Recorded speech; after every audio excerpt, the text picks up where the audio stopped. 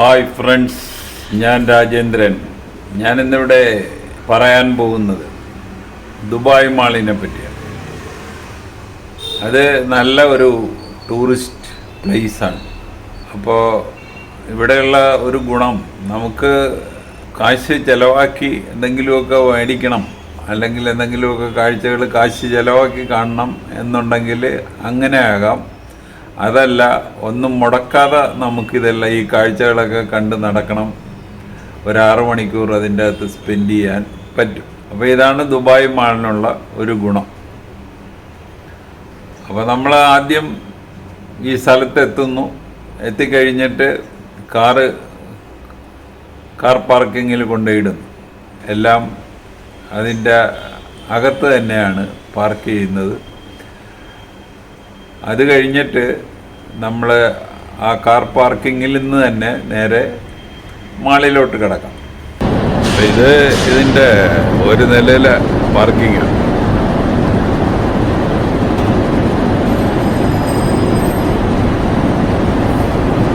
എല്ലാ സേഫ്റ്റി ഡിവൈസും ഉണ്ട്. ഈ ഫയറിൻ്റെ സംഭവം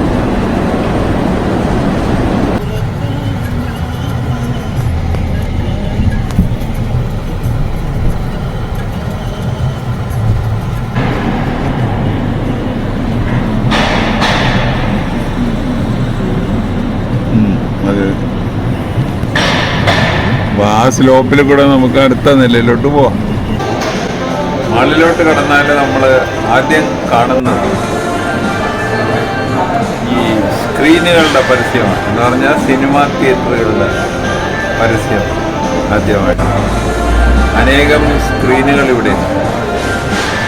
അപ്പോൾ അവിടെ പല രാജ്യത്തു നിന്നുള്ള റിലീസുകൾ, സിനിമ റിലീസുകൾ, ഇന്ത്യയിൽ നിന്നുള്ളതും കേരളത്തിൽ നിന്നുള്ളതും അടക്കം പല രാജ്യങ്ങളിൽ നിന്നുള്ള പുതിയ പടങ്ങളുടെ റിലീസുകൾ അവിടെ നടക്കും. അപ്പോൾ നമുക്ക് ഇതേത് വേണേലും ടിക്കറ്റ് എടുക്കുക, കാണാം. അപ്പോൾ അവിടുത്തെ ടിക്കറ്റ് കൗണ്ടറാണ് ഈ കാണുന്നത്. അപ്പോൾ ഇത് കാണണ്ടായെങ്കിൽ നമ്മൾ അടുത്ത സംഗതി, അവിടെ നമ്മൾ ഇപ്പോൾ ഈ കണ്ടുകൊണ്ടിരിക്കുന്നത് ഒരു പെർഫ്യൂം ഷോപ്പാണ്. അപ്പോൾ ഈ എല്ലാ മാളുകളിലും ഉള്ള ഒരു സംഭവമാണ്. എവിടെയെങ്കിലും ഒരു ഇച്ചിരി സ്പേസ് കിട്ടിക്കഴിഞ്ഞാൽ അവിടെ ഒരു പെർഫ്യൂം ഷോപ്പ് കാണാം. അത് കഴിഞ്ഞ് നമ്മൾ കാണുന്നത് അനേകം ഫുഡ് കോർട്ടുകളാണ്. അപ്പോൾ ഇന്ത്യയുടേത് മാത്രമല്ല, ദുബായിയുടേത് മാത്രമല്ല, ഈ ലോകത്തുള്ള എല്ലാ രാജ്യങ്ങളുടെയും ഫുഡ് കോർട്ടുകൾ അവിടെ അവൈലബിളാണ്.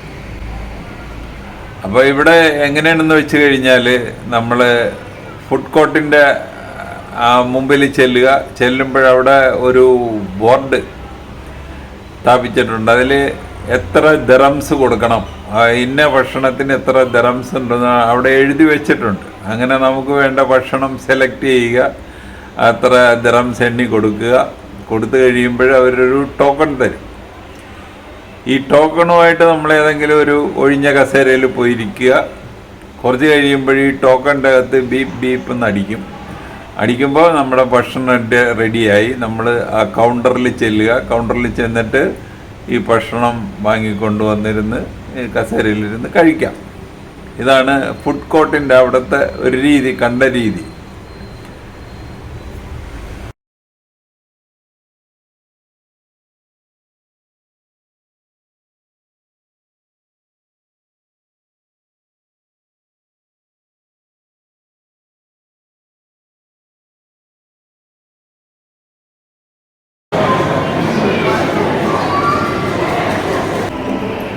നമുക്കിവിടെ കുറേ അധികം കടകൾ, അധികം സംഭവങ്ങളുള്ളതുകൊണ്ട് ഇങ്ങനൊരു ചാർട്ട് ഇവിടെ വെച്ചിട്ടുണ്ട്. അപ്പോൾ ഇതിൽ ഈ ഹോമിലടിച്ച് കഴിയുമ്പോൾ സെർച്ച് എന്ന് വരും. ആ സെർച്ചിൽ ഇപ്പോൾ നമ്മൾക്ക് വേണ്ടത് ഗ്യാപ്പ്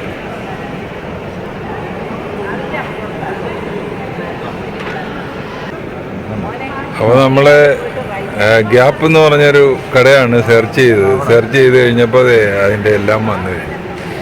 ഏത് ഗ്രൗണ്ട് ഫ്ലോറിൽ ഇന്ന പൊസിഷനിലാണ് ആ കടയെന്നുള്ളത് വന്നു കഴിഞ്ഞു. അപ്പോൾ ഇത് 1000-ൽ കൂടുതൽ കടകളുള്ളതുകൊണ്ട് ഇങ്ങനെ ഒരു മാർഗം ഉണ്ടെങ്കിലേ പറ്റത്തു. അടുത്തതായിട്ട് നമ്മളവിടെ കണ്ടത് ഈ സ്കേറ്റിംഗ്.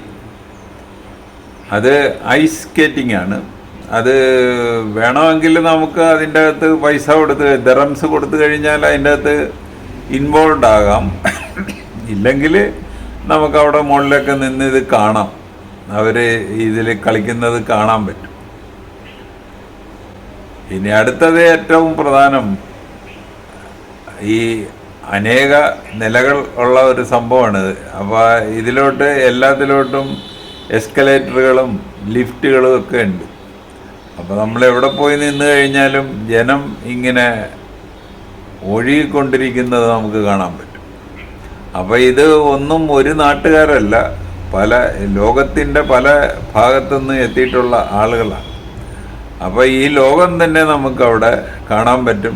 നമുക്കും വേണമെങ്കിൽ അതിൽ ഇൻവോൾവ് ആകാൻ പറ്റും. അതിൻ്റെ കൂടെ ഇറങ്ങി നടക്കാം.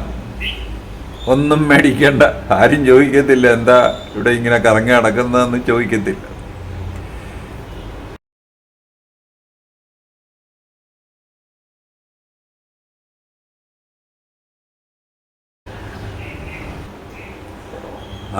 അടുത്തതായിട്ട് നമ്മൾ അവിടെ കണ്ടത് ഈ മ്യൂസിക് അനുസരിച്ച് ഡാൻസ് ചെയ്യുന്ന ഫൗണ്ടനുകൾ. അപ്പോൾ വേൾഡ്സ് മോസ്റ്റ് സ്പെക്ടാക്കുലർ ഫൗണ്ടൻ എന്നാണ് അവർ തന്നെ അവരുടെ ലിറ്ററേച്ചറിൽ അടിച്ചിരിക്കുന്നത്. പിന്നെ നമ്മൾ അവിടെ നിൽക്കുമ്പോൾ ഇതിൻ്റെ ഏറ്റവും പ്രധാനം വേറൊരു കാഴ്ച എന്ന് പറയുന്നത്, ഈ ഫൗണ്ടൻ കൂടാതെ നമുക്ക് ഈ ബുർജ് ഖലീഫ എന്ന് പറയുന്ന ഒരു ടവറുണ്ട്.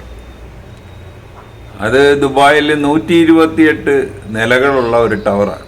അത് നമുക്ക് ഇവിടെ നിന്നാൽ ഇതിൻ്റെ തൊട്ടടുത്തായിട്ട് കാണാൻ പറ്റും. അപ്പോൾ ഈ ബുർജ് ഖലീഫയിൽ വേണമെങ്കിൽ നമുക്ക് കയറാം. അതിന് ഭയങ്കര റേറ്റായിരുന്നു. അത് കാരണം കയറണ്ട എന്ന് ഞങ്ങൾ തീരുമാനിച്ചു. അതിനെ അന്ന് അവർ എന്ന് പറഞ്ഞാൽ 2023 ഡിസംബറിൽ അവിടെ റേറ്റ് പറഞ്ഞത് ഇതാണ്, 250 ദിറംസ്.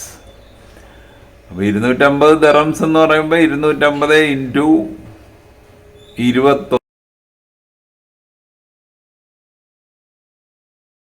അപ്പോൾ ഈ ഫൗണ്ടൻ ഏകദേശം 150 മീറ്റർ വരെ പൊക്കത്തിൽ ഈ ഫൗണ്ടൻ ഇങ്ങനെ വെള്ളം സ്പ്രേ ചെയ്യും.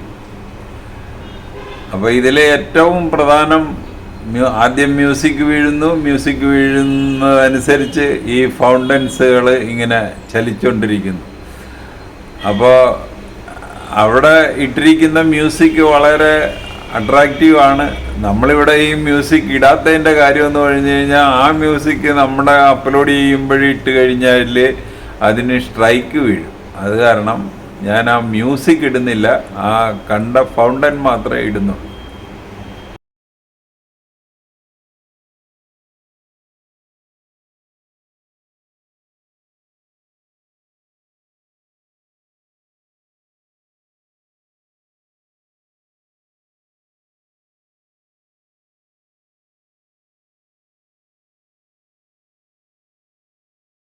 ഇത് കഴിഞ്ഞിട്ട് നമ്മുടെ അടുത്ത സംഭവം എന്ന് പറയണത്, അവിടെ ഒരു അക്വേറിയം ഉണ്ട്. അത് ലോകത്തെ തന്നെ ഏറ്റവും വലിയ അക്വേറിയം എന്ന് വേണേൽ കൂട്ടാം. One of the world's largest aquarium എന്നാണ് അവർ ആ ലിറ്ററേച്ചറിൽ എഴുതി വച്ചിരിക്കുന്നത്. അതിൽ 33,000 അക്വാട്ടിക് ആനിമൽസ് ഉണ്ട്, ഇൻക്ലൂഡിങ് ഈ സാൻഡ് ടൈഗർ ഷാർക്ക്.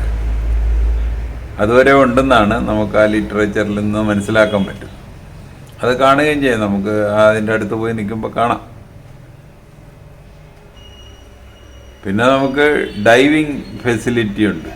ഈ അക്വേറിയത്തിൻ്റെ അകത്ത്. പിന്നെ അവിടെ under water zoo and the ocean school education programme. അപ്പോൾ അത് നമ്മൾക്ക് ഇതിൻ്റെ അടുത്ത് പോയിരുന്ന കാര്യങ്ങളൊക്കെ പഠിക്കാൻ പറ്റും. അവിടെ ഒരു ക്യാബിൻ വെച്ചിട്ടുണ്ട്. ആ ക്യാബിൻ വെള്ളത്തിലോട്ട് താത്താവുന്നതും അത് നമ്മളുടെ ഈ മീനുകളുടെയൊക്കെ അടുത്തൊക്കെ പോയിരുന്ന കാര്യങ്ങളൊക്കെ മനസ്സിലാക്കാൻ പറ്റുന്ന ഒരു ഫെസിലിറ്റിയാണ്. അപ്പോൾ അതും ഇതിൻ്റെ അകത്തുണ്ട്.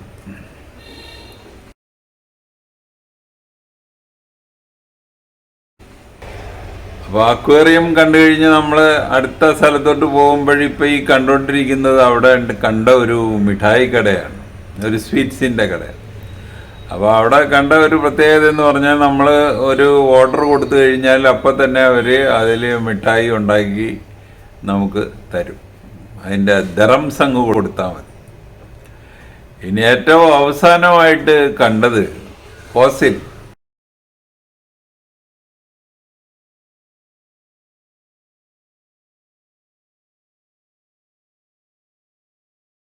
കോടിക്കണക്കിന് വർഷങ്ങൾക്ക് മുമ്പ് ഭൂമിയിലുണ്ടായിരുന്ന ദിനോസർ എന്ന് പറയുന്ന ആ ജീവിയുടെ ഫോസിൽ അവിടെ സൂക്ഷിച്ചു വെച്ചിട്ടുണ്ട്.